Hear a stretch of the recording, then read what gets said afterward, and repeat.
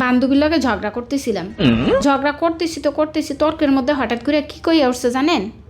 কয় আমার তো জামাই আছে, তোর তো জামাই নেই। কেমনটা লাগে? হ্যাঁ, কি কই উঠলো মানে এই গোলামের ফুতের লেগিয়া আজকে আমি এই ঝগড়ায় হারছি, গোলামের ফুতের লেগিয়ে হারছি। আমি যেই মাইয়া জীবনে কোনোদিন ঝগড়ায় হারি নাই, বাড়িতে স্কুলে কলেজে জামাইয়ের লগে কোথাও কোনোদিন হারি নাই। সবাই আমারে এক নামে চিনে, ঝগড়াইটা কইলেই আমারে চিনে।